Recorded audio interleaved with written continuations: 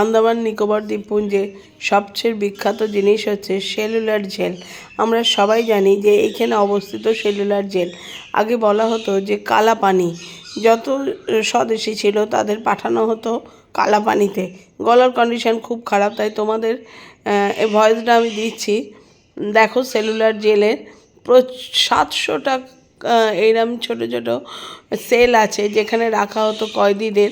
আর এই যে আমার ছেলে হেঁটে যাচ্ছে, প্রচুর মানুষ এসছে। এখন এটা আন্দামান সরকার এটা দর্শনীয় করে দিয়েছে সেলুলার জেল। ঢুকে মনটা ভীষণ ভারী হয়ে গেল বন্ধুরা। পড়ে যায় সেই সব দিন, কারণ আমাদের দেশকে স্বাধীন করার জন্য এরা নিজেদের প্রাণ দিয়েছে।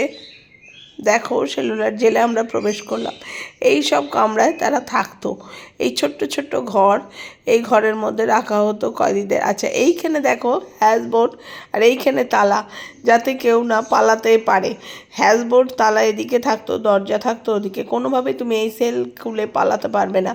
হ্যাঁ, এমনই তার সুন্দরভাবে করা, ইটের গাঁথনি, এত সুন্দরভাবে সেলটাকে করা। একদম ছোট্ট একটা ঘর, যে অন্ধকার ঘরটার মধ্যে, তখন তো নিশ্চয়ই আলো ছিল না। এই যে দরজাটা দিয়ে আমি দেখালাম, এই লোহার দরজা থাকতো, আর এই দিকে থাকতো তালা দিয়ে, তোমার যাতে কোনোভাবেই কোনো কয়েদি চাবি না নিয়ে চাবি দিয়ে তালা না খুলতে পারে, তারা যাতে পালাতে না পারে। ভীষণ প্যাথেটিকভাবে তারা দিন কাটাতো এই সেলুলার জেলে। প্রচুর প্রচুর কয়েদি থাকতো, হাতে পায়ে তাদের বেরি। এই দেখো একটা সেল থেকে আর একটা সেল যাওয়ার জন্য এরমভাবে ব্যবস্থা করা। আর খুব সুন্দরভাবে এখনও আন্দামান সরকার এইটাকে একটা হেরিটেজ রেখেছে। সেলুলার জেলটা আমরা সবাই জানি কিসের জন্য বিখ্যাত, কেন বিখ্যাত। তো এইটা দেখতে গেলে সত্যি কথাই সবার নাম লেখা আছে, যারা যারা এই জেলে ছিলেন, যারা যারা প্রাণ দিয়েছেন আমাদের দেশের জন্য, প্রত্যেকটা মানুষের নাম এই সেলে খোদাই করা আছে। কন্ডিশনটা খুব খারাপ, তাই লাইভে আসতে পারছি না। শুধু তোমাদের একটু বড় ভিডিওটার সঙ্গে ভয়েস দিলাম, কারণ ওখানে প্রচণ্ড নয়েজ ছিল। আমি এমনিও দিতে পারতাম, কিন্তু প্রচণ্ড আওয়াজ, প্রচুর মানুষ।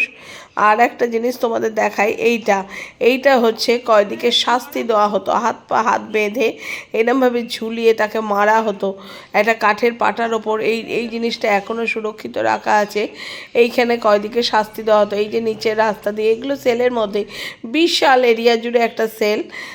সেই সেলটার মধ্যে প্রায় এত সুন্দরভাবে সেলটা নির্মাণ করেছিল যে প্রচুর উঁচু পাঁচিল, সেখান দিয়ে কেউ পালাবার কোনো পথ ছিল না একটা সেলে। আর প্রচুর মানুষ এখন সেটা দর্শন করছে। সত্যি কথা, এটা দর্শন করতে করতে আমার সেই মানুষগুলোর জন্য মনটা ভীষণ ভারাক্রান্ত হয়ে গেল, যে মানুষগুলো আমাদের দেশের জন্য প্রাণ দিয়েছে। যারা এই স্বদেশী নিয়ে আন্দোলন করতো, তাদের এই কালা পানিতে নিয়ে এসে রাখা হতো। এইদিকে সেলগুলো দেখো, একদম অন্ধকার দেয়ালগুলো, আর সবারই একই রকম তালা ব্যবস্থা। ছোট্ট ছোট্ট একটা ঘরে তাদের রাখা হতো। আর এই যে বাইরেটা, সেল থেকে দেখা যাচ্ছে এই যে বাইরের মাঠে এখানে তারা কাজ করত, তারা পরিশ্রম করত, এবং সারাদিন পরিশ্রম করার পর রাতে তারা সেলে আসতো। তাদের পর্যাপ্ত খাবারও হয়তো জুটতো না। একটা সেল থেকে আরেকটা সেলে এরম কাঠের পাটাতনের মতো করা আছে, সেখান দিয়ে যাওয়া হতো। 700-র মতো ঘর একটা জেলে ছিল, যেখানে 700 কয়েদি রাখা যেত একসঙ্গে, এবং প্রচুর প্রচুর কয়েদি এখানে থাকতেন। কয়েদি বলতে যারা আমাদের দেশের জন্য প্রাণ দিয়েছেন তারা। এই যে সেলুলার জেল দেখো, অসাধারণ একটা, তার পাঁচিলটা অসাধারণ।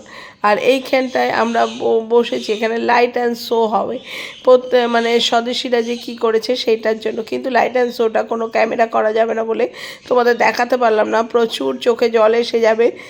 তোমরা সবাই ভালো থেকো বন্ধুরা।